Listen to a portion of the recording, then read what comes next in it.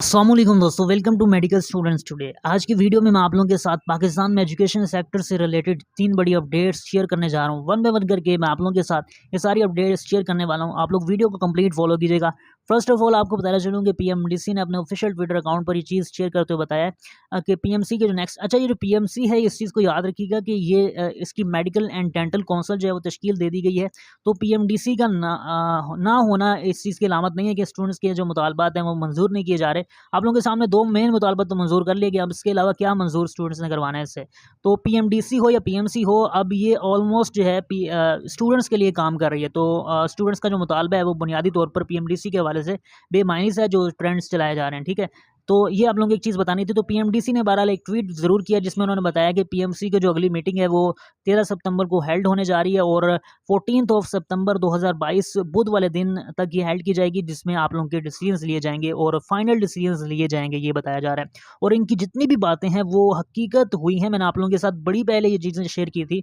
आप लोगों को याद होगा कि एमडी कैट 2022 के डिले के हवाले से इन्होंने बहुत पहले ऑफिशियल न्यूज़ जारी की थी। इसके अलावा जो चेयरमैन जो नाम थे पीएमसी की नई काउंसिल के, उनके नाम भी इन्होंने बताए थे बड़ी देर पहले, जब ऑफिशियली वो चीज़ें अनाउंस नहीं की गई थी, हेड के नाम बताए थे। तो वो सारी चीज़ें इनकी सच साबित हुई थी, जिससे पता चलता है कि ये जितनी भी ट्विटर अकाउंट से ये चीज़ें रिलीज़ करते हैं तो ये चीज़ें अंदर वाक़ई में चल रही होती हैं। यानी ये वैसे ही कोई ट्विटर अकाउंट नहीं बनाया गया है। बहुत सारे लोग इस तरह की बातें करते हैं, तो आप लोग इसकी जो पेशन गोई हैं वो जब वो सच होती हैं तो आप लोग यहाँ से भी इसका आइडिया लगा सकते हैं कि इनके पास वाक़ई में खबरें होती हैं जो कि ये शेयर कर रहे होते हैं। इनको आप लोग फॉलो भी कर सकते हैं ट्विटर पर आकर। उसके बाद सेकंड नंबर पे जो अपडेट है वो रावलपिंडी बोर्ड की जानिब से लगाई गई है और रावलपिंडी बोर्ड ने न्यू पॉलिसी जारी कर दी है मैट्रिक और इंटरमीडिएट के एग्ज़ाम्स की। और रावलपिंडी बोर्ड का कहना ये है कि जो ग्रेस मार्क्स के स्टूडेंट्स की कैटेगरी है, यानी जिन्होंने ग्रेस मार्क्स अवेल किए हैं, उनको 3 साल दिए जाएंगे, ठीक है।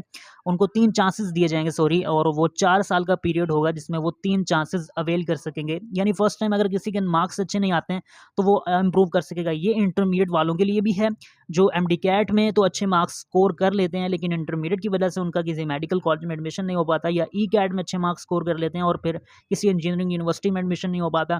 इसी तरह से जो कंप्यूटर साइंस के स्टूडेंट्स हैं, तो ये सब के लिए इंटरमीडिएट तक पॉलिसी बनाई जा रही है, जिसमें आप लोग देख सकते हैं कि 3 साल में आप लोगों को 4 साल में आप लोगों को 3 चांसेस अवेल करने दिए जा रहे हैं जिन्होंने ग्रेस मार्क्स अवेल कर लिए हैं।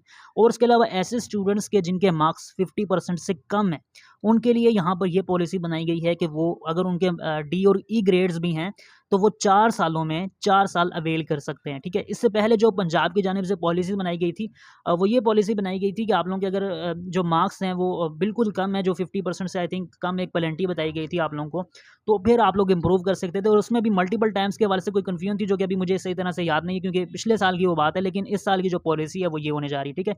उसके बाद दूसरी जो बड़ी अपडेट थी वो पंजाब की जानिब से रिलीज़ की गई थी। अब इनकी जानिब से भी फाइनली रिलीज़ कर दी गई है कि आप लोगों के 1 साल में 2 पेपर्स लिए जाएंगे, ठीक है। यानी कि बहुत सारे स्टूडेंट्स क्वेश्चंस कर रहे हैं कि अगर हमारे इंटरमीडिएट में मार्क्स कम आते हैं तो क्या हम उसको इम्प्रूव करेंगे, सप्लीमेंट्री एग्जाम देंगे, या क्या उसका सीन होगा। तो यहाँ पर आप लोग रीड कर सकते हैं कि रावलपिंडी बोर्ड की जानिब से बताया गया है कि आप लोगों का सेकंड एनुअल एग्जाम कंडक्ट किया जाएगा और आप लोगों के जो पेपर पे रिपीटर या इस तरह की कोई चीज़ होती है सप्ली वगैरह को लेकर, तो वो आप लोगों की नहीं लिखी जाएगी। सेकंड एनुअल एग्जाम आप लोगों का कंडक्ट किया जाएगा। हाँ, उसके बाद अगर आप इंप्रूव करना चाहते हैं तो उसके भी आप लोगों को चांसेस दिए जा रहे हैं, जो कि एक बड़ी ज़बरदस्त चीज़ है, क्योंकि अगर कोई इंप्रूव करना चाह रहे हैं तो उसको इंप्रूवमेंट का मौका दिया जाना चाहिए, ना कि उसको जो सप्लीमेंट्री लगाकर उसका जो करियर है आगे वो ख़राब करना चाहिए। तो ये पंजाब की जानिब से भी पॉलिसी है और पिछले 2-3 सालों से चल रही है और फेडरल बोर्ड की जानिब से भी चल रही है। उसके बाद जो तीसरे नंबर पे अपडेट है वो ये है कि पीएमसी के हवाले से जो मैंने आपको खबर बताई थी कि एम्प्लॉयज़ को रिस्टोर किया जा रहा है। जो पीएमडीसी के पुराने एम्प्लॉयज़ थे जिनको फारिग किया गया था, तो उनको वापस से ड्यूटी पर रख लिया गया है। और ये मैंने आप लोगों को पिछली वीडियो में बताया था, अब उन्होंने अपनी ड्यूटीज़ जो हैं वो परफॉर्म भी करना शुरू कर दी हैं और बाकायदे तौर पर उनको सेंटर्स पर बुलाया भी जा रहा है और अपनी जो उनकी पोस्टिंग थी वहाँ पर वो अपनी खिदमत भी सर अंजाम दे रहे हैं। तो ये 3 बड़ी अपडेट्स से अगर आप लोग चाहते हैं कि आपको